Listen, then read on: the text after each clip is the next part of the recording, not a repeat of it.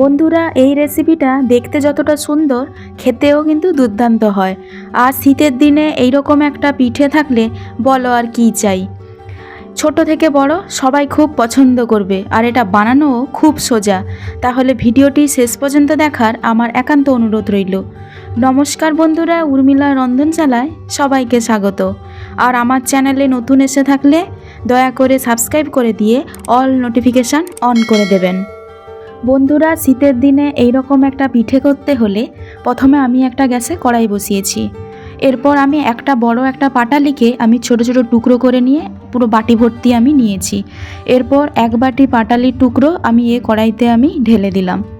এরপর আমি কড়াইতে পাটালিকে গলানোর জন্য সেই একই বাটিরই আমি এক বাটি এখানে আমি জল দিয়ে দেব। তারপর গ্যাসের ফ্লেমটাকে মিডিয়ামে রেখে এই পাটালিটাকে গলাতে হবে। বন্ধুরা, আপনারা এই পাটালি ছাড়াও আপনারা খেজুর গুড় কিংবা আখের গুড় দিয়েও এই রেসিপিটা কিন্তু করতে পারেন। তবে পাটালি দিয়ে করলে সুবিধাটা এইটাই হয় যে পাটালিটাকে যখন আমরা এখানে পাক করব সেটা কিন্তু সহজে পাক করতে আমাদের সুবিধা হবে। কিন্তু খেজুরের গুড় কিংবা আখের গুড় নিলে কি হবে, পাকটা যদি বেশি হয়ে যায় তাহলে কিন্তু পুরো তেতো হয়ে যাবে এবং পুরো রেসিপিটা কিন্তু পুরোটা খারাপ হয়ে যাবে। তা আমার সাজেশান হচ্ছে পাটালি দিয়ে করলে কিন্তু সুবিধাটা বেশি হয়, কিন্তু হাতের কাছে না থাকলেও কিন্তু খেজুরের গুড় দিয়ে কিন্তু করতে পারেন। দেখুন বন্ধুরা, পাটালিটা কিন্তু পুরো গলে গেছে। এরপর কিন্তু এইভাবে খুন্তিটা নাড়াতে থাকতে হবে। তারপর এইভাবে কিন্তু পাক করতে হবে। আর পাকটা হয়েছে ঠিক কিভাবে সেটা বুঝবেন, এই যে দেখতে পাচ্ছেন যে এইভাবে যে পুরো এয়ার বাবলগুলো যে পুরো উপরে উঠে এসছে, তখন কিন্তু বোঝা যাবে পাকটা কিন্তু ঠিকভাবে কিন্তু হয়ে গেছে। আপনারা খুন্তিতে একটু হাতে নিয়েও এইভাবেও কিন্তু চেক করতে পারেন, দেখবেন এইরকম কিন্তু চিটচিট একটু হবে। এইরকম এতে কিন্তু নামিয়ে ফেলতে হবে। আর খেজুরের গুড় বা আখের গুড় নিলে তাতেও কিন্তু এইভাবে কিন্তু ফেনাটা এইভাবে কিন্তু ওপরে কিন্তু এইভাবে জাঁকিয়ে উঠে পড়বে। সেটাতেও বুঝতে পারবেন যে পাক হয়ে গেছে। কিংবা আলাদা একটা বাটিতে খানিকটা গুড় সেখানটায় দিয়ে দিলে হাতে কিন্তু একটা দলা পাকিয়ে নিলে কিন্তু খুব সহজে কিন্তু একটা গুটলি পাকিয়ে যাবে, সেটাতেও বুঝে যাবে যে পাকটা হয়ে গেছে। এরপর কিন্তু পাটালিটা কিন্তু পাক হয়ে গেছে। আমি এখানে চালের গুঁড়ি আমি নিয়েছি। চালের গুঁড়িটা কিন্তু আমি একসঙ্গে এখানে দেব না, খুব অল্প অল্প করে দিয়ে এইভাবে খুন্তির সাহায্যে এইভাবে নাড়তে থাকবো, যাতে একসঙ্গে দিয়ে দিলে তাহলে এখানে কিন্তু চালের গুঁড়িটা গুটলি পাকিয়ে যাবে। তাই অল্প অল্প দিয়ে এখানে কিন্তু চালের গুঁড়িটাকে এইভাবে পাটালির সঙ্গে কিন্তু এইভাবে মিশিয়ে নিতে হবে। আপনারা গুড় দিয়ে করলে সেখানেও একই প্রসেসে এইভাবে করতে হবে। চালের গুঁড়িটাকে কিন্তু একসঙ্গে কিন্তু ঢালা যাবে না, এইভাবে কম কম করে দিয়ে এইভাবে খুন্তির সাহায্যে নেড়ে নেড়ে এইভাবেই করতে হবে। বন্ধুরা দেখুন, কিন্তু এরপরে কিন্তু গ্যাসের ফ্লেমটা মিডিয়াম থেকে আমি লোতে করে দিয়েছি। আমি কিন্তু আমি করে নিয়েছি। এটা কিন্তু ঠান্ডা হলে কিন্তু এটা আরও জমাট বেঁধে যাবে, এটা আরও শক্ত হয়ে যাবে। তার জন্য গ্যাসটাকে বন্ধ করে কিন্তু এরপরে কিন্তু তুলে নিতে হবে। আমি এখানে খুব অল্প পরিমাণে কিন্তু আমি করছি, আপনারা এর থেকে আরও বেশি পরিমাণেও করতে পারেন, যতটা প্রয়োজন ততটা করে নিতে পারেন। বন্ধুরা, আমি গ্যাস বন্ধ করে আমি তুলে নিয়েছি। একটা আমি থালাতে আমি নিয়ে নিয়েছি। এরপর এখানে আরও একটু স্বাদ বাড়ানোর জন্য এখানে আমি 1 চামচ আমি পানমৌরি দিয়ে দিলাম। তারপর আরও একটু স্বাদ বাড়ানোর জন্য কাজু বাদামকে ছোট ছোট টুকরো করে সেটা আমি এখানে দিয়ে দেব। আপনারা এখানে প্রয়োজন মতো, এটা আমি হাতে দিচ্ছি, আপনারা যদি মাপটা যদি সঠিক চান তাহলে 2 টেবিল চামচ মতো দিয়ে দিলে কিন্তু হয়ে যাবে।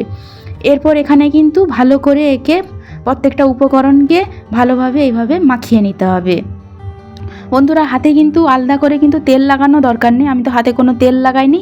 হাতে না তেল লাগিয়েও কিন্তু এটা ভালোভাবে কিন্তু ঠেসে নিতে হবে। একটু ভালোভাবে মাখিয়ে একটু ঠেসে নিতে হবে, তাহলে কিন্তু ভালো হবে। আপনাদের যদি হাতে একটু তেল লাগানো প্রয়োজন হয় তা আপনারা লাগাতে পারেন, কিন্তু যতটা সম্ভব লাগানোর কোনো প্রয়োজন হবে না, কারণ আমার প্রয়োজন হয়নি। বন্ধুরা দেখুন, আমি ভালোভাবে আমি ঠেসে নিয়েছি। এরপরে ছোট ছোট করে একটা করে এইভাবে লেচি করে নিতে হবে। তারপর হাতে এইভাবে কিন্তু গোল করে যেইভাবে কাবাব তৈরি করা হয় ঠিক একইভাবে কাবাবের মতো 2 হাতে তালুতে এইভাবে চ্যাপটা করে নিতে হবে। দেখুন বন্ধুরা, আমি যেইভাবে দেখাচ্ছি ঠিক সেইভাবে কিন্তু এটা করে নিতে হবে। এটা করতে কিন্তু খুব সহজ, ছোট থেকে বড় সবাই কিন্তু করতে পারবে। আর এটা করতেও কিন্তু বেশি টাইম লাগে না, খুব অল্প সময়ে তৈরি করা যায় এই রকম পিঠে। বন্ধুরা, সেকেন্ডবারও আমি আরেকটা লেচি কেটে নিয়েছি। সেই আগের মতো একেও 2 হাতে তালুতে এইভাবে চ্যাপটা করে নিয়েছি।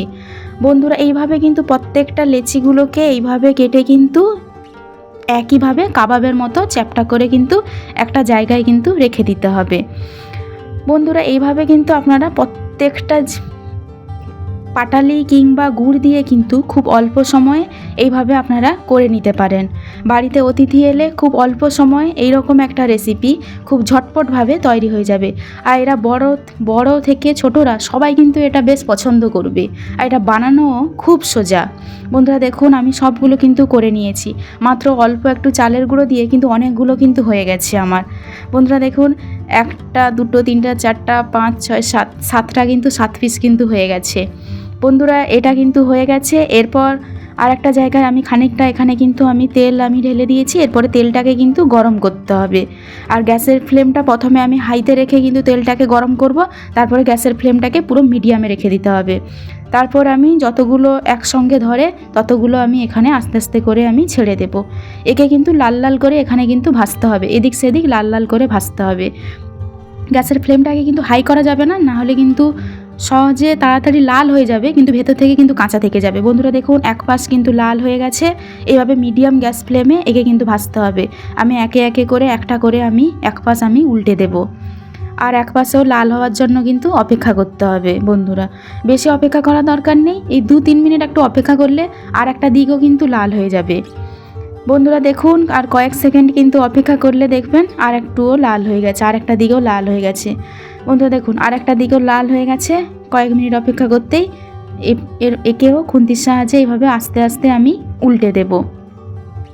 একে আর বেশিক্ষণ কিন্তু আর ভাজার কিন্তু এখানে আর দরকার হবে না। এরপর একে কিন্তু একটা ছাঁকনিতে তেল ঝরিয়ে পুরোটা কিন্তু একটা জায়গায় তুলে নিতে হবে। আমি সেই মতো একটা ছাঁকনিতে আমি তেল ঝরিয়ে আমি পুরোটা তুলে নিয়েছি। বাকি আর 2টো ছিল, সেই 2টোও কিন্তু এখানে আমি ছেড়ে দিয়েছি।